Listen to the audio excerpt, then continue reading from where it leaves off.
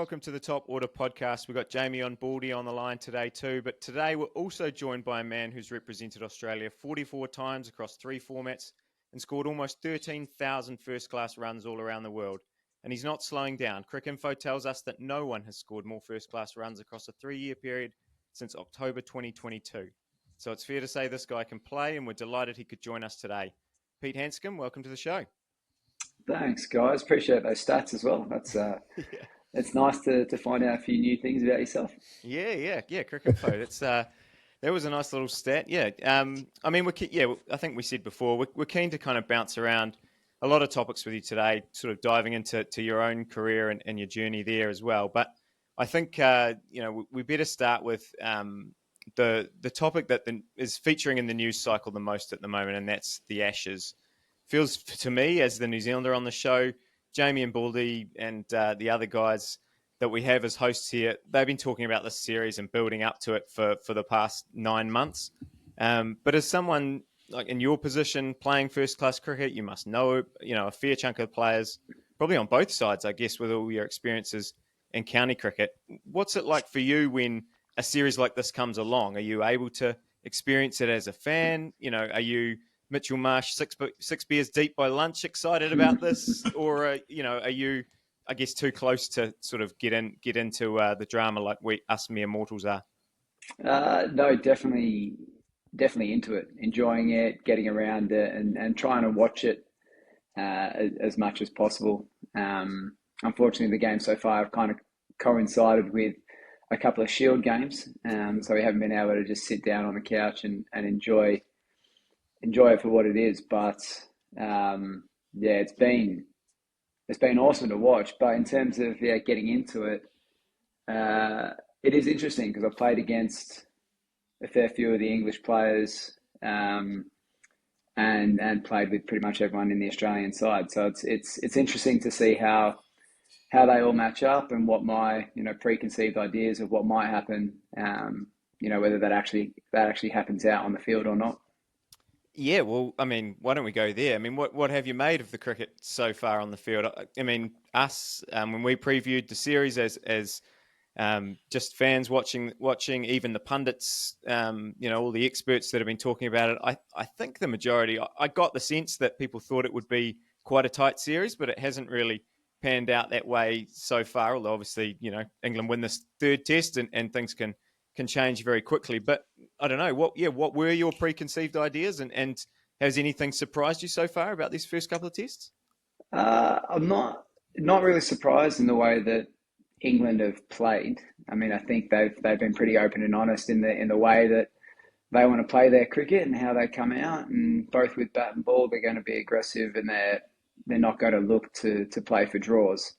So I think, we're looking at a series that's going to be 5 results, weather dependent, which builds for, exciting cricket. And, even that first test, I know Australia ended up winning comfortably, but, for the first half of that game, England are in front, and, if something goes slightly different in that game, then I think the narrative around everything and the narrative around the Ashes could be completely different. But that's the way with cricket and such fine margins that if it doesn't fall your way, it can go or get away from you pretty quickly. And I think, unfortunately for the English side, that's what's happened. It's starting to get away from them a little bit, and now their backs are up against the wall to have to win 3 on the bounce in Australia, which is a pretty tough feat to do. Does that actually free up England a little bit from a mindset perspective? I mean, look, from the outside in, Ben Stokes feels like the kind of guy who kind of plays his best when his back's against the wall. We saw Jofra Archer fire up and, has been fired up not only on the field, but by comments off the field after the game as well from ex-players all over the place. Is this one of those situations where England could actually get the best out of their own psyche and mindset by being 2-0 down in the series and having nothing left to lose? Or is it more likely, in your view, that the kind of building of pressure might be something that builds up and weighs heavily on them, do you think?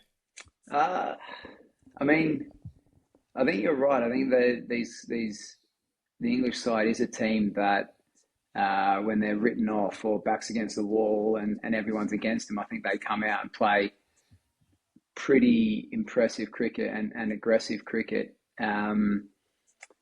Being 2-0 down and having to win 3 games in a row absolutely clears the mind, and you just know that you have to play to win and you have to be in a winning position every time. So that'll give them clarity about how or what they need to do in each game. That could absolutely free them up if they could, if they can be any freer. They're a pretty free-spirited team in the way that they play, but maybe that gives them maybe just a little bit more clarity in terms of what they need to do and whether they're sticking or twisting in a certain part of the game. On a sort of batting technical side of things, the biggest thing that's maybe not surprised me, because I sort of knew that England was going to go out and try and put the pressure on the opposition. But I think from the technical side, we've seen a lot of the English batters kind of dismiss driving on the up. As someone who has played a lot in England, I mean, we always over here hear about that extra bounce in Australia, how much it kind of does make a difference. Are you able to talk a little bit about that and how much you kind of do need to adjust to the Australian pitches compared to the English ones? Yeah, it's just, especially with the 2 pitches that have started the Ashes, you got Perth Stadium and the Gabba, our 2 bounciest pitches in the country. A ball that bounces at a good length in England is every chance it's still hitting the top of the stumps. Like it stays a lot lower. It nips a bit more. You're worried a little bit more about your shin or getting bowled. But in Australia, and I think you can see that with the Australian batters, is that length ball that they leave a lot more, and they just let the ball go over the stumps. Even if it's in line with the stumps, they know that the bounce should carry it over. So it is tough. I think when you see Australians go over to England, you see a lot of Australians get out LBW because we're not used to the lack of bounce. And then when you see English players come over to Australia, you see them nick off a lot because they're used to driving those balls instead of leaving them. So it's so hard to change what you do when that's you're a product of your environment. So if that's what you've grown up with and that's what you've known the entire time, it's really, really hard to change that, in a split-second decision. How much does moving to Adelaide now? Adelaide's a reasonable batting track for the most part. How much does that play into the likes of Crawley and Pope and Harry Brook, these guys that are almost compelled to drive anything that they see being full? How much does being now going to Adelaide play into their hands and maybe even going through to Melbourne, your home track? Yeah. They're probably our closest. Adelaide and Melbourne are probably the closest to English wickets that we've got over here in terms of seam movement and the bounce. Although in the last couple of years they have got a little bit bouncier. MCG is definitely getting definitely a bit more sportier now. And that's come with a bit more like tennis bally bounce as opposed to like fast bounce from the Wacker and or Perth Stadium and the Gabba. But what I like about Adelaide Oval for England is that it's quite short square of the wicket. And I think England have very, very strong square of the wicket players. So potentially a couple of shots that, a pull shot that might get caught out in the deep now might go for 6. And all of a sudden it's a bit of a different ball game. But then, that brings into, does bouncer plan work or does it not work? Because the same thing, like those flaps that are getting caught out in the deep, maybe they go for 6 and that bouncer plan doesn't work anymore. So it'll be interesting to see if tactics change. I think for Adelaide, generally you pitch the ball up a little bit more because it's longer, straighter, so you got a bit more protection and the ball moves around a bit. So I'm keen to see how the batters change, if at all, but also just how England bowling changes as well. I think they've been criticised a lot for being short. So I'd like to see them bowl a little bit fuller and challenge the stumps a bit more. Yeah, as an Australian, I'd certainly like to see them bowl short and wide for at least the Adelaide Test match, and then they can do whatever they like going into Melbourne. it was interesting to me.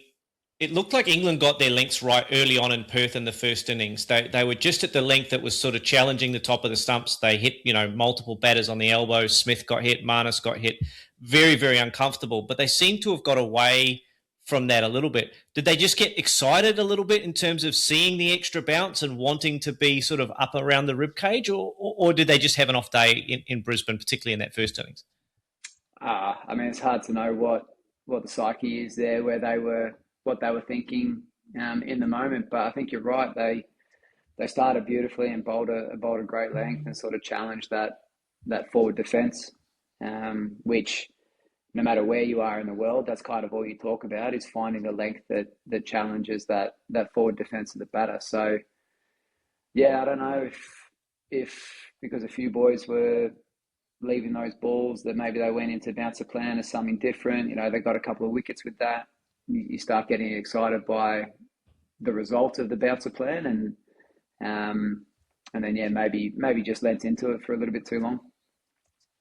But Pete's really given me confidence to become sleep deprived over the next week and stay up and watch the Adelaide test there with his comments, with your comments around England. For the record, I went England 3-1 to win the Ashes, so clearly I'm not a betting or a gambling man. But I did think that maybe naively England would sort of master the conditions. But it's really fascinating what you say, that it's not as easy as maybe commentators and spectators might see it as, is to adjust that actually, if you are used to sort of playing that cover drive, it's not as easy as sort of reining that in as perhaps the naive observer from the boundary might comment on. Could you just say a little bit more about that? Is it really, like, how would players plan or prepare for that extra bounce? I mean, I guess they do, but then when you get into the game, your natural instinct is probably still to play on that cover drive if it's up. Is that generally how it is? So I can only speak from my personal experience in terms of how I went about changing my game, going from Australia to England and then back to Australia again. And for me, the first time I went to England to play county cricket, I got LBW all the time because I was batting deep in my crease and I played a bit more off the back foot because of the bounce in Australia. I could usually back foot defence, even if it was just hitting the top of the stumps. And if it was any fuller than that, I could get forward. But that was very different in England. So for me, it was just kind of sheer volume to kind of train my body and train my mind into something else. And I was really lucky. I mean, I've had some success in England, but probably the last 3 years is where probably most of my success has come in county cricket. And I was really lucky that when I turned up to Leicester, the training facilities are fantastic, but also Paul Nixon, who was coach, has endless supplies of energy. And I was just able to use that and be like, all right, Nico, mate, I need 2 hours here of you just throwing full balls, so I get used to just coming forward and finding the length that is now my new forward defence for when I'm in England. And basically just kept training that method until it started to become a little bit of second nature. And now I feel like I've got a routine that when I come from Australia to England, I can do some drills that'll kind of get me into that headspace. And then when I go back to Australia, I can do some slightly different drills to get me back into that movement and that body movement. So yeah, I guess it's just training it, I feel. But you've also got to be confident in what you're doing. And yeah, the England side have played played a certain way for such a long time now that to change is probably second guessing what they're doing. And 100% commitment to the wrong plan is still better than 80% commitment to the right plan. So they may as well keep committing whichever way they go, I feel. It's an interesting thing you say in terms of like the amount of time you spent prepping for the change in conditions. Is that something that gets lost in the modern sort of travel play kind of, hamster wheel that everyone seems to be on at the moment. Players going from tournament to white ball here to New Zealand and then back to England and then over to Australia and around and around and around we go. Is that kind of pause and rethink and re-prepare something that's a lot harder to achieve these days as an individual? I think it's probably a lot harder for probably the guys that are on the T20 circuit and they're going from place to place and they have different people each time and they don't have really continuity of care and they're just kind of going and getting around and seeing if they can survive. But I think you'd only have to ask that question to the Australian coaches and the blokes that throw all the balls to the batters. And I reckon they'd say that the boys train pretty well and that they get their hours in and they make sure that they're ready to go, whether they're going from a white ball series to a red ball series or from India to Australia. I think there's some pretty sore shoulders and elbows going around. Can we talk about your experience of international cricket? And none of us on the podcast have ever played international cricket, as you know, but can you take us through what it meant to you to pull on the Baggy Green for the first time and having participated in the biggest of series, I think, certainly from a fan's perspective, how much different is the Ashes than any other international series, really, from a player's perspective? Well, definitely, yeah. From Australian and an English player's perspective, it's widely regarded as the pinnacle. That and playing a 5-test series against India, sort of, that's where you get tested. That's where you figure out whether your mental game is up to it, whether your tactical game and your technical game, if that's all up to it, and if you can perform in those series, then that's kind of what you can be remembered for, and how you can prove to yourself that you belong at that level. So it is huge, but it's everything that comes with it as well. And I think I'd played a little bit of international cricket before I played in the Ashes, but nothing prepared me for that. I'd started well in my international career and it was all going okay. And then the Ashes came along. I had 2 bad games and the media, social media was just ridiculous. Like it just felt like every time I opened a social media app or turned on the TV, it just felt like there was someone's opinion about getting me out of the team. And that had just never really happened before. You don't experience that at Shield cricket or domestic cricket because no one talks about it as much. There's not as many cameras. You don't get your technique torn apart with each little camera frame. The cameras show you doing something that you didn't even know you were doing, but you've been doing it for 10 years. But now all of a sudden it's a problem now, but it wasn't a problem last year when you were scoring runs. It's just really interesting what gets picked up in the media. And so, yeah, from a personal point of view, I didn't deal with that overly well. And after I got dropped from the Ashes, dropped from the Australian side during the Ashes, that's when I got rid of a couple of social media apps because I was just getting lost on there, and the abuse wasn't fun, and the comments wasn't fun. So it was just like, no, I need to get rid of this. Yeah, I mean, how hard is that? I mean, because the you hear it so much, like fans just go, oh, what do they even look at that for? But it must be impossible when you're getting just notifications blowing up on your phone, and like you say, like probably people, because the people in the media as well, a lot of them are, I don't know, I imagine they would have been people you had played against or played with or at different times, and I don't know, how's that personal dynamic in terms of the people that end up commenting and people sometimes?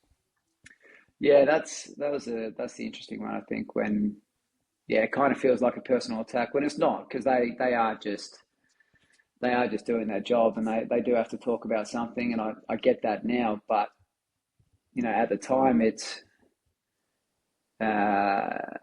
this was the same people that a year earlier told me that I was batting well and everything was going really well, and then a year later, just when I'm out of form, everything was wrong and technique was wrong and all of that. And I think everyone goes through it, and guys come out the other side. If you manage to come out the other side, you're a better player for it, for going through that scrutiny, and you probably start to understand your game a little bit better, and you start to learn not to listen to other people. But yeah, that first hit, especially from people I idolized growing up.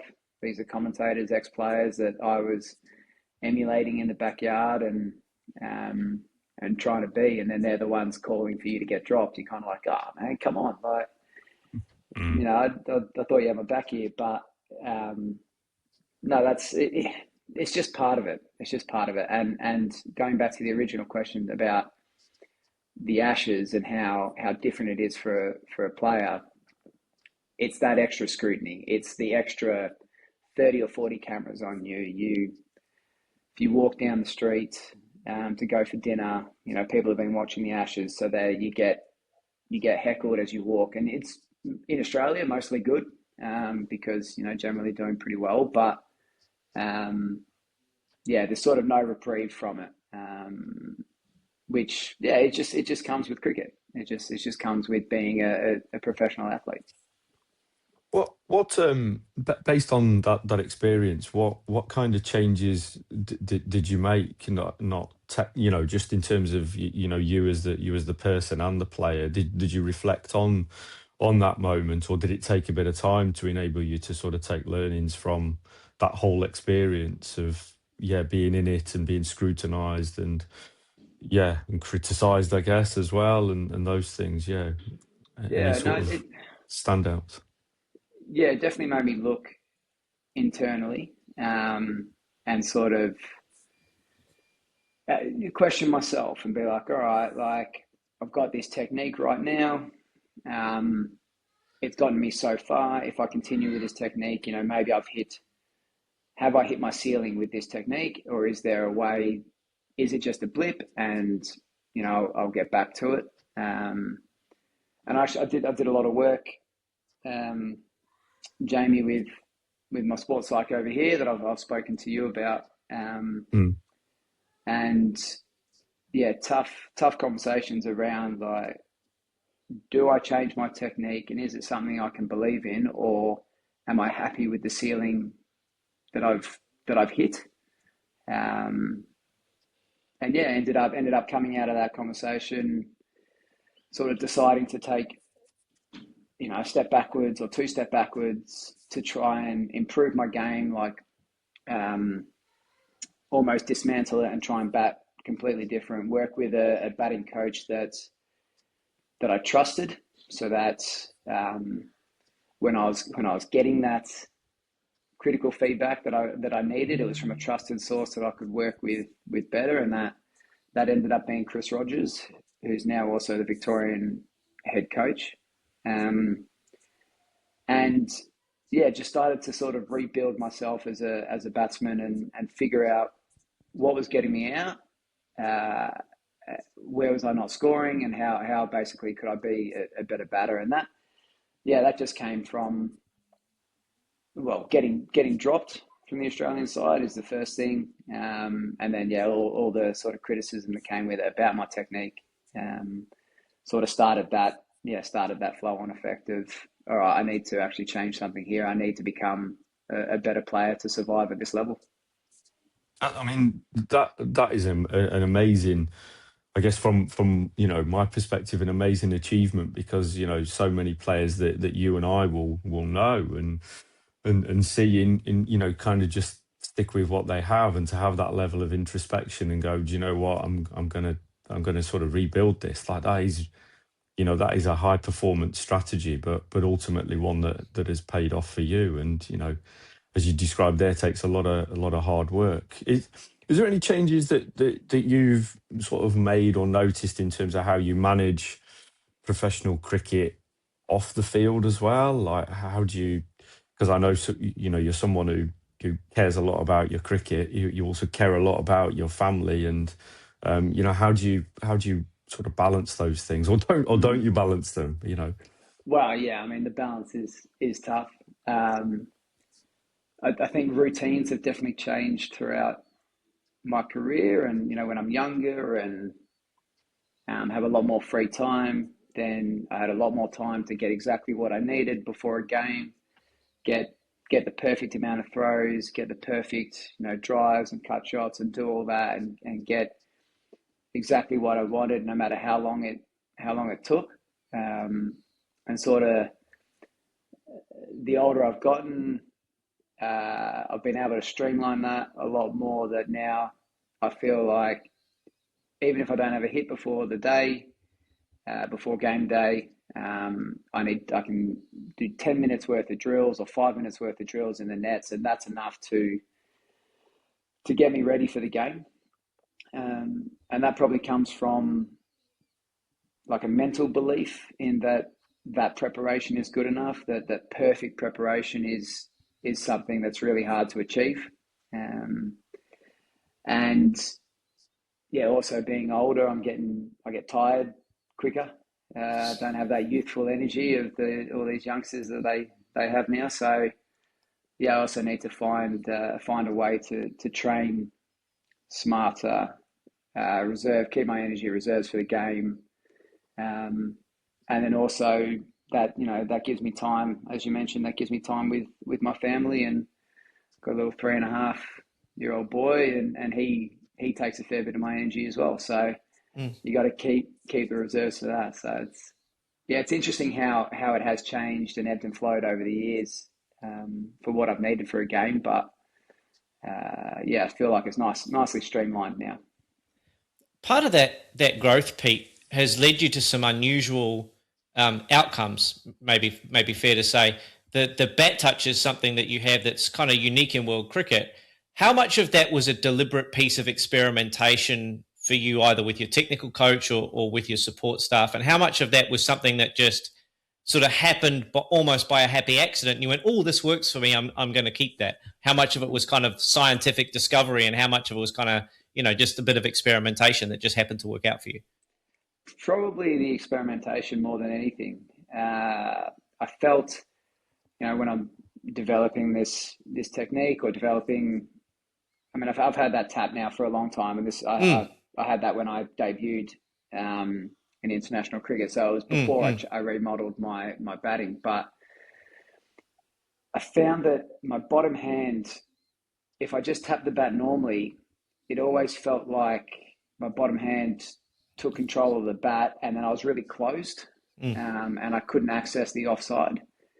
So basically, I was just tinkering with a way to relax my bottom hand, open up the bat face a little bit, so that when it does come through, it came through nice and straight, and I was able to access a cut shot, a cover drive, but also hit leg side as well. So as sort of quirky and weird as the bat tap is, it's purely just for my bottom hand to get into a certain position that I'm comfortable with, and then sort of go from there. And I tried to get rid of it because I just want to be able to stand there and tap the bat and then stand up and hit the ball. But I just can't. I can't hold the bat normally for some reason when I tap it. So it's just something that sticks with me now, and it's just part of the routine, and it also helps. It's funny. It kind of helps me with my mental prep as the ball is running in, because it gives me a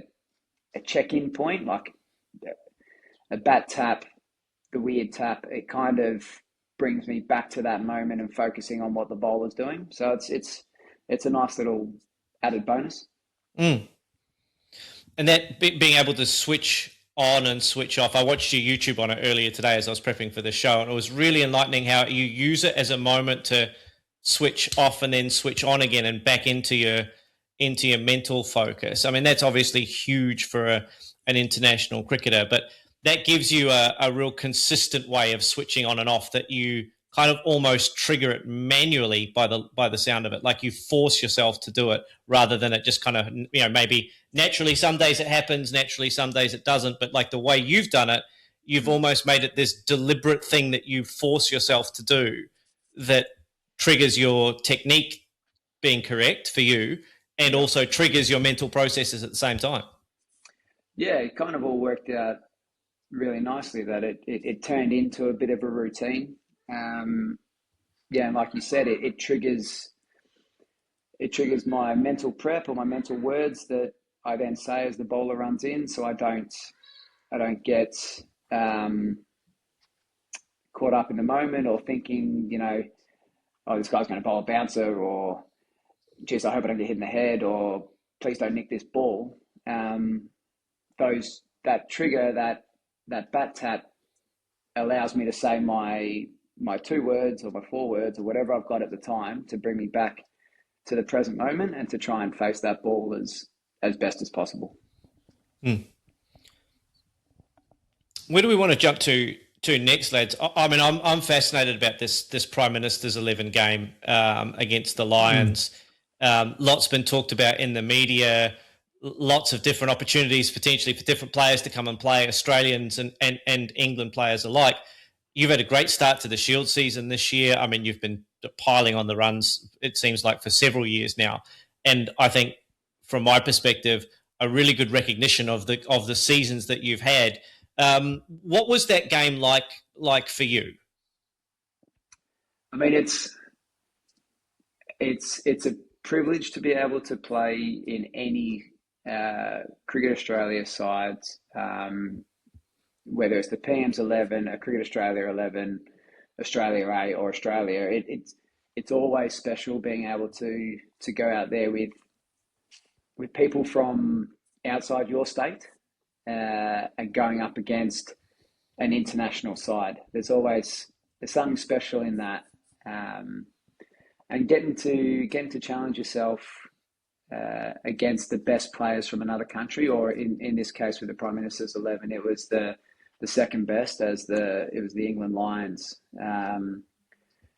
But basically, it's an opportunity to test yourself against close to a test attack or a test cricket atmosphere, test cricket energy and skill, and then it's that opportunity where you can start to believe that you're good enough to be at that level, or if what you're doing is working, or even just a chance to learn from other people in other states and see how they go about it, or how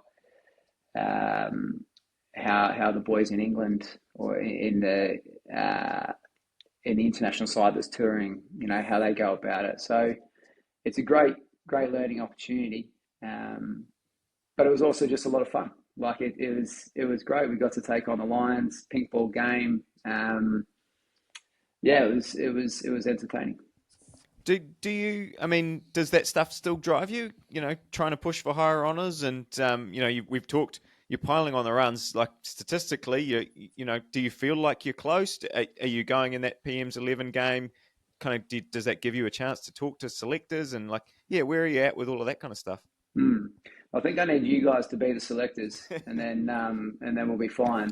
But no, still got that drive to play international cricket, and I think what we've seen, especially with Australia, is they're willing to select the best 6 batters in the country, regardless of age. If you're 19 or 39, then if they believe that you're in the best 6, then you're there. So the dream is still to be able to play another Test series in Australia, to test myself, to see if that's, if I could do something special there. And we've seen guys like Uzi Khawaja come back in at 35 and have a solid career.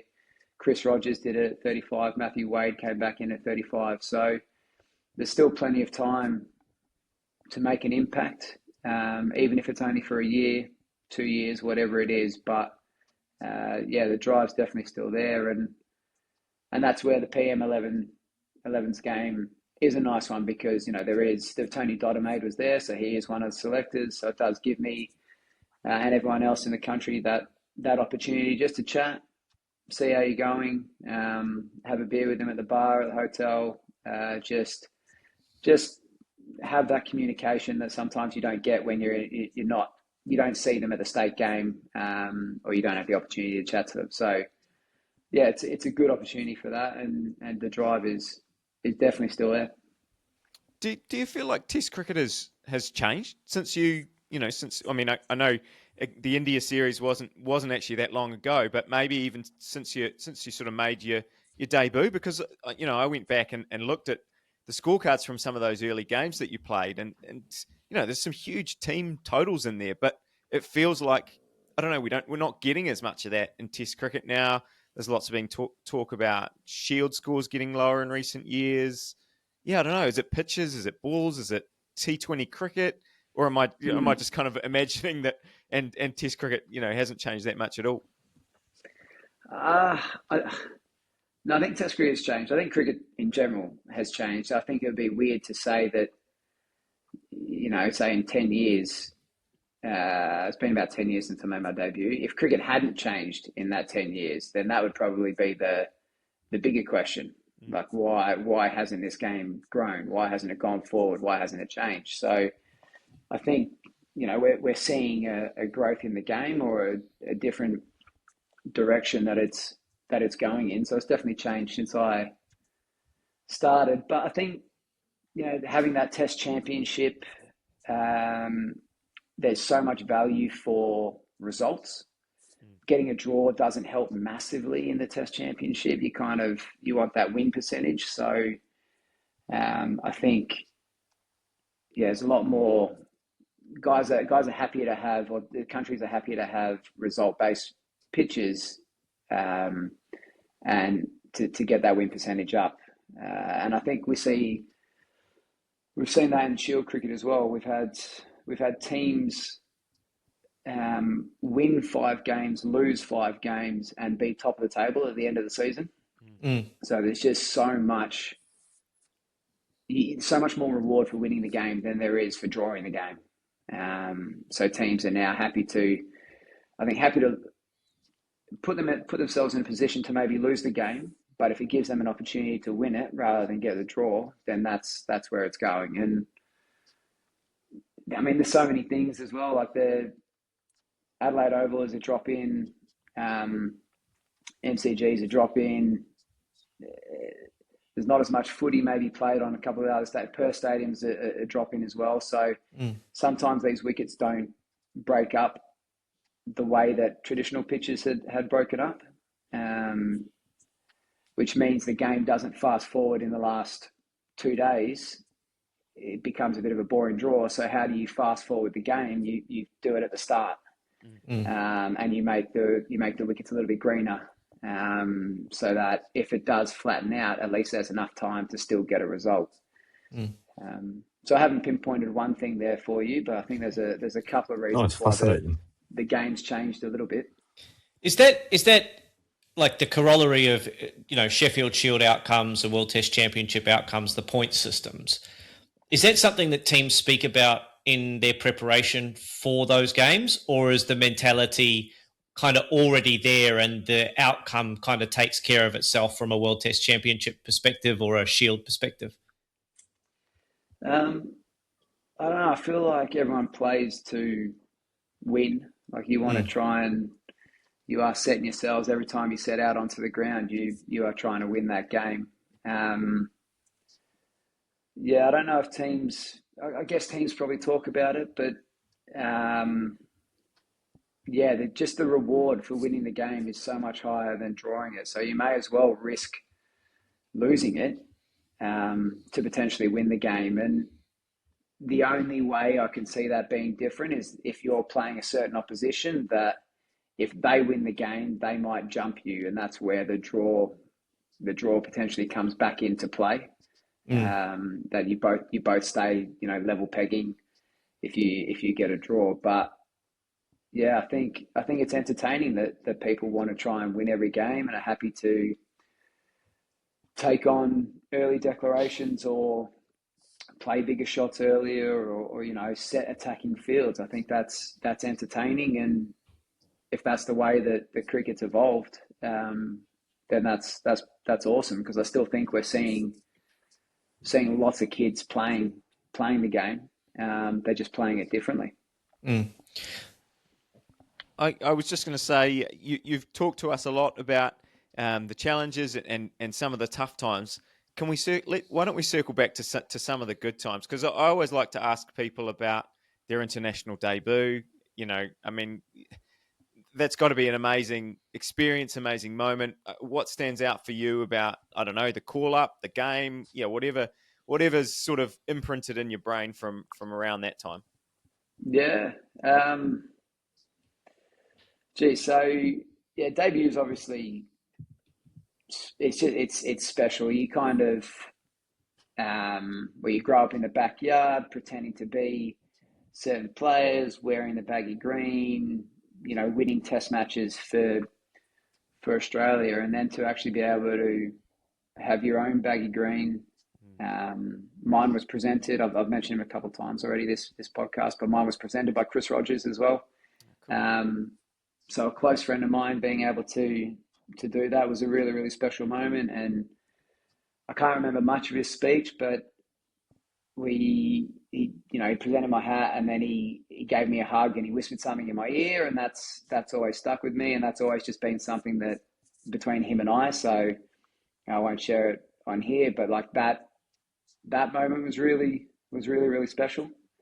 And then, I was obviously lucky enough to go out there and make a debut 50, and in the second innings hit the winning runs, and it was all kind of just this fairy tale debut off the back of the previous test match was where Australia had been completely demoralised by South Africa, and there was a heap of changes, and that's why I got my opportunity. So to then turn that around and win the test was pretty special. Something I'll never forget. And do you want to talk? Oh, no, you go, Jamie. No, go on, Stu. Oh, I was just going to say, why don't you take us through the hundreds then? Because they followed pretty quickly after that against Pakistan, and the first one in a crazy sort of game. That Pakistan nearly chased down that 500 in the fourth innings. Yeah. Yep. Yeah, I think we win by maybe 50 runs or 40 runs in the end, something close. But yeah, to get my maiden test 100 in my second test, I mean, that, again, it's just another thing that you dream of, and you practice your celebration in the backyard, and it's all this. All this hype and whatever, and then the actual moment happens, and you're like, what do I do? How do I walk? What do I do with my arms? Like, I don't know what I'm doing here. But that was special, and it's so hard to explain. I don't really know how to get that feeling across. But yeah, it's just something I'll never forget. Something I'll always be able to enjoy, and even now I still watch those highlights every now and then when I'm feeling a little bit down and need to feel good about myself. I can chuck that on, and it reminds me that I'm an okay batter, and if I'm going through a tough time, it's actually okay. Awesome.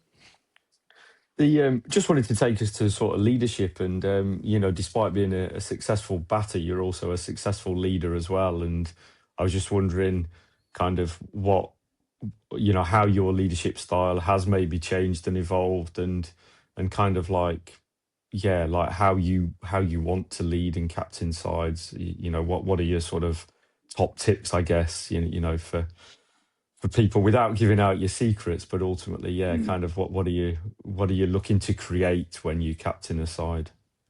Well, it's interesting. So I've been lucky enough to be a captain since about 24. I think I was made captain in Victoria then. And my previous captains for Victoria were Cameron White and Matthew Wade, and they are strong characters, really, really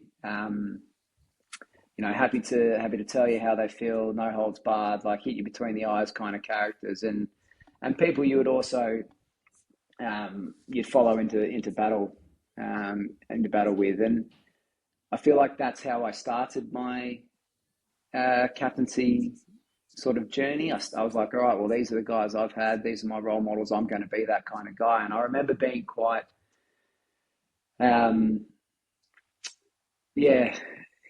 I could get quite angry and yelling at blokes because that's what had happened to me, and it didn't feel quite right. It felt like I was kind of putting it on, but I thought that that's what the captain was meant to do. He was meant to uphold the standards by being, critical and harsh and going through all of that. But as it's progressed, and as I've captained more and more and done a lot more work, I'm finding, it's a lot a softly approach, more individual conversations rather than big group chats. Because I started finding that people, half the time you're having a group conversation, 3/4 of them aren't listening, so it doesn't matter anyway.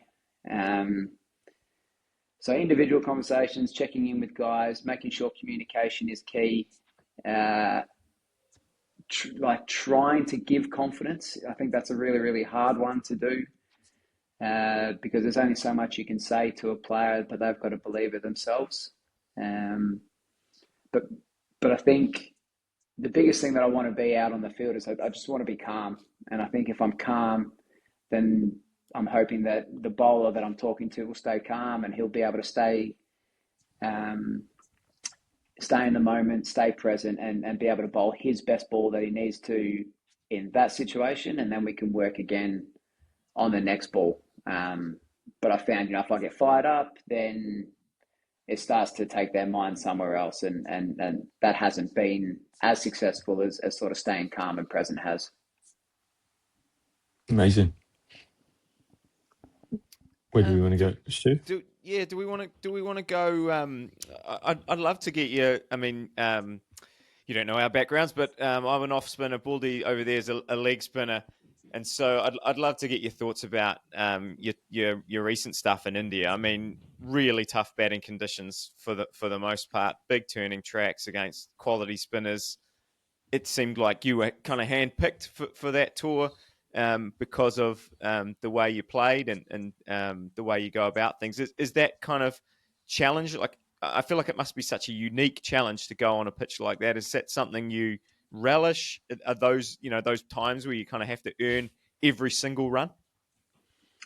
I mean, it's a whole new challenge. We've spoken about the bounce in Australia and what that means. We've spoken about the seam movement and the swing, and the lack of bounce in England, and then you go to India and it's just this whole new world. And it's the off-field stuff as much as it is the on-field stuff as well. You just get your eyes open to a very, very different way of life. And but with the cricket and the pitches, facing spin bowling on that was like nothing I'd ever faced before. The bowler, like speaking to Jadeja at the end of the series, he didn't know if the ball he was bowling was going to spin or if it was going to go straight on. Yeah. So we sure as hell didn't know what it was going to do. But basically it felt like they could bowl the exact same ball. One would go straight and one would rip past your outside edge, and you just don't know what's going to happen. So I just trained. I kind of just tried to pick maybe 2 shots that I could score off, that I felt confident enough to be able to play, and just drilled those 2 shots as much as I could, so that basically, unless the bowler bowled the perfect ball, I felt like I could almost score, or I was giving myself an opportunity to score in a zone that I felt kind of comfortable in. But I mean, it's just so hard. We did the numbers in terms of spin, and our team, the Australian team, we spun the ball consistently more. So we had, say, 2.7 degrees of turn versus India's 1.5 degree of turn. But that's because their balls would go dead straight for 6 balls, and then the 7th ball would rip past. And you're like, there's nothing different. I've got no cues here in terms of why that was different. Whereas I feel like in Australia, spinners have to change their cues or change their wrist ever so slightly to be able to extract something out of the wicket. So then potentially they become a little bit easier to read in the subcontinent because there are tiny little cues that maybe the batter can pick up on. But I mean, it's just an incredible challenge, something that I'm so grateful to be able to have done. I wish they'd been a little bit flatter at times to actually put together some innings. But yeah, no, hell of a challenge. Did Jadeja, did he share the secrets? How do they do it? I mean, how are they able to bowl with no difference? Did he give any insights to you? No, I mean, he's not going to give away any secrets if there are any. But with him, I think he just spoke about consistency. He basically just tried to put the ball in the same spot for as long as possible, almost outlast the batter. And even if we were able to score off his good ball, where he bowl it in the exact same spot and say, all right, do it again, and just keep doing it and doing it and doing it. Eventually, something would happen, the wicket would deteriorate, or the ball would do something magical, or it would go dead straight, but you've played for spin, and all of a sudden your poles have been ripped out of the ground. So it was just the sheer consistency, I think, from both him and Ashwin and Axar Patel. These guys, they didn't miss. And that's what being at the next level, that's what it is. The quick bowlers don't miss, the spinners don't miss. So you've got to be able to score off good balls. Were you excited by that challenge? Do you think? Certainly, listening to you, I get a sense that you are. But is that something that some people would go into it and be daunted by? Think, this is going to be really tough, or do you see players that do adopt a mindset of going, actually, there's a problem here. I've got to go and try and work it out, and actually, we can have a bit of fun with it. It's going to be difficult. It's going to be tough, but do you know what? I'm gonna experiment. I'm gonna try and build this Lego in front of me. I'm gonna try and solve this problem in front of me. Yeah, we kind of shied away from, while we're over there, thinking about the negatives of what could happen, and more about how exciting this is to play Test cricket in India, how exciting it is to play against some of the best players in the world, and how much fun it would be to beat them in their own conditions, and how incredible that could be. So yeah, sort of shied away from the negatives so much and just tried to focus on the positives. And then everyone was backed in 100% on their game plan. And if that's the way that they wanted to go, it was sweet as, mate. That's awesome. We will facilitate you as best as possible so that when you go out to bat, you are as clear as you can be in terms of the way that you want to play. So at least that when we went out there, if we failed or succeeded, at least it was the way that we wanted to do it. And I think it was a lot easier. It was a lot easier to commit to that plan when we'd had that backing. Baldy, I was going to move us to the quickfire round, but I'm sure you might want to ask some questions about your little black book for Australia. Oh, my favourite question. Speaking of the best players in the world, Pete, there's lots of excitement about this. Well, the crop of under-19s that went through, I think, the last under-19 World Cup where we did particularly well. Lots of guys coming through that system. There's a couple in the Victoria system now at the moment that I'm particularly excited by. Who should Australian fans be excited by coming out of some of these young cricketers that are starting to make their way onto the first-class scene? Yeah, well, I mean, I feel like we've got probably 3 of them at Cricket Victoria. So I'm going to be biased in terms of saying the ones from Victoria in terms of like Campbell Kellaway, Harry Dixon, but the one that's sort of standing out to me at the moment is Oliver Peake, and he's the youngest out of the three. He's just been selected to be the captain of the Australian under-19 team as well for the World Cup, I think, in February. Mm-hmm. He just feels like he's got an old head on young shoulders. Like it already feels like he's played a lot of first-class cricket, even though he hasn't. And I say this because of this innings he played at the start of our Shield season against South Australia at Adelaide Oval, where he could have easily been daunted by the task that was ahead of him, but we had to chase down, I can't remember, 240, maybe 250 runs, and we needed one batter to stand up, and he was sort of the last of the recognised batters, and his ability to figure out what was needed in the moment was incredible, and beyond a 19-year-old. He understood when he needed to weather a storm from a bouncer plan, but then they tried again later, and he smacked it for six. He kind of just picked his moments beautifully, understood what the game needed at that time, and then just got us home, not out, 70 not out. An innings, probably ahead of his time, which was very impressive to watch. Yeah, there's lots to like about young cricketers from just about every state around the country at the moment.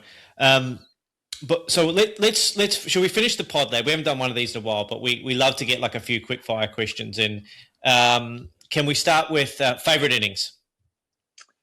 Favourite innings. There was sorry, this is not a quick answer, but no, you're welcome to take as long. Feel free to embellish as much as you want. Feel free, mate. Yeah. Well, back to India, and it was to save a test match, to actually get a draw. I got 70 not out off about 220 balls.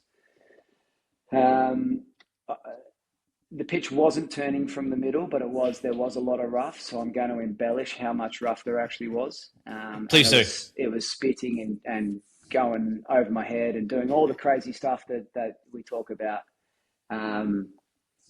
But no, so it was a 70 not out to save a test match. I think it was in Ranchi, and the moment that stuck with me was when Virat Kohli, who was in slip, just said, "Peter, good game," and we shook hands then, and that was it. And I was like, "Holy crap, that's Virat Kohli." It was pretty cool. He's probably thinking, "Holy crap, it's Pete Handscomb."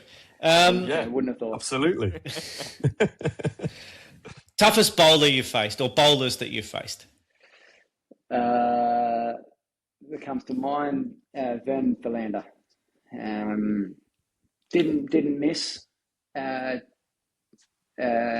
not miss the mark, and I probably didn't get him. I got him towards the back end of his career, and he was still impossible to play then. So he was impressive. How about your most treasured cricket position or memorabilia, something that you've kept with you throughout your career? I mean, it's hard to go past the Baggy Green as a treasured piece of memorabilia. I think I'm not massive on keeping a lot of stuff. I don't have. I mean, my wife would probably disagree, but I don't have a lot of cricket things. I don't think there's a few there. We have a cricket room, but it's not full of cricket stuff. But in there is also the bat that I made my highest first class score with. And that was 281. Just in case you were wondering. Not out, wasn't it? Was it not out? Yeah, not out. Not out. I watched that innings at the Junction in prep for this podcast, and I would be remiss if I didn't say how much I enjoyed the back cut that you played throughout that innings. Back cut is one of my favourite shots, and it just looked like any time you wanted it, it was just there, and you just knocked it on the head, and it would just run away to the boundary for four. I was I spent a very, very pleasant 15 to 20 minutes earlier today with that 281 not out. So thank you for that. Oh, no, I appreciate it, mate. Happy to help out. How about the most talented player you've played against or with? Most talented player would have to be Glenn Maxwell. His ability to hit the ball wherever he wants is extraordinary. And we've seen it on a number of occasions, but obviously that ridiculous World Cup innings where he made 200 and his legs weren't working. It's everyone else, any other batter in the world, and that's just not happening. But he is the only bloke in the world that can go, all right, well, my body's failed me, but my hands are still okay, and I'm still just going to swing through the line of the ball, and I'm good enough to do it. And like that's how talented he is, and his obviously his catching is incredible as well. And then obviously Maxi's catching as well is incredible. Some of the things he's done on the boundary is crazy. So his talent is ridiculous. I'm going to go favourite ground apart from Grace Road, Leicester, and the MCG. Hard to go past those two, obviously. Grace Road, home of cricket. Yeah. Adelaide Oval is my favourite. I've been lucky enough to I debuted there for Test cricket, and also I've been able to score a few hundreds there. So I like that ground. It's got a bit of the old, it's got a bit of the new. It's still got a grass hill. There's just a lot to like. Nice. Worst roommate? Well, yeah. To go back to a previous answer, probably Glenn Maxwell. He's messy. There's things everywhere. It's just it's just a lot going on. Doesn't keep the kitchen tidy. Nah, can't be doing. Are you a squared away man, Pete? Are you nicely, neatly squared away, everything in its place, a place for everything? When you're on tour? Yeah, in communal areas, absolutely. The bedroom might be a little bit messier, but if you're sharing a room with someone else, you got to be neat and tidy. And in my spot in the change room, I always set my stuff out in a certain way, whether it's a little bit OCD or a little bit of routine. Jamie can probably tell you the difference, but we'll go routine. We'll go routine. Yeah. Perfect, appreciate it. Most intimidating opponent? When I was younger, I played against Mitchell Johnson, and that was petrifying. Just watching him steam in. I was opening the batting at the time, and he is now the reason I wear a chest guard. Not because he hit me, but because I was basically at square leg when he bowled the ball. It was very intimidating. And loudest crowd you've experienced? Actually, loudest crowds, hands down, was in India in a one-day game. Where was it? I can't remember the venue, which is annoying. But I was standing at first slip. I think Matthew Wade was keeping, and we could not talk to each other because the crowd was that loud. We didn't even bother. We'd try and have a conversation in between balls or think about something, and we just kept saying what. So you just stand in silence as you listen to this wave of noise just keep hitting you for an entire one-day game. So that was hectic. Amazing. I'm going to pass over to Baldy now to finish us off and take us. Here's the favourite one. This is the one we all love. It's the one the listeners all love. It's probably the one that you hate the most. The best sledge that you've heard on the field or that you've been a part of, whether or not it was you giving it or receiving it, doesn't matter. I mean, one that comes to mind is when I was a bit younger and I was playing a game against Tasmania. Ricky Ponting had come back to play a game, get ready maybe for a test series or whatnot. But I was keeping up to the stumps, and Jordan Silk was batting with him. Punters up the other end, and when Jordan Silk was on strike, I'd, as keeper, whisper a few things into his ears and start trying to get into his brain, and then punter would get on strike, and I'd say absolutely nothing. stay nice and quiet. And then punter got up to the other end, and he could tell that I was saying something to Jordan, but not him. So he stopped the game, basically just walked down the middle of the wicket and said, "What are you doing? Like, you're only going to talk to him. You're not going to talk to me, blah, blah, blah, blah, blah." Started going off at me, which was kind of cool because here was punter like talking to me, which I thought was amazing, but also scary because he was having a crack. But luckily, because I froze in the moment, luckily Cameron White was able to come over and back me up and try and put punter back in his box, which is not an easy thing to do. Did Cameron White placate the situation, or did he have the occasional bit of repartee in that scenario? He wasn't. I mean, in that scenario, he obviously he stood up, but he wasn't a massive sledger. But when he did, it was always on point, hit the mark beautifully, and then was able to get in the batsman's head. Whereas my sledging was just kind of like just relentless noise, which is pointless. Plenty of proud moments to come for you in your career as you near the crescendo of your batting prowess. But what's your proudest moment so far? Wow. It's so hard to narrow things down to one moment. I think, look, more because it's recent, and I've been able to see a growth, but just what's happened at Leicester, I think, over the last 3 years, seeing the change in a team from 3 years ago to now,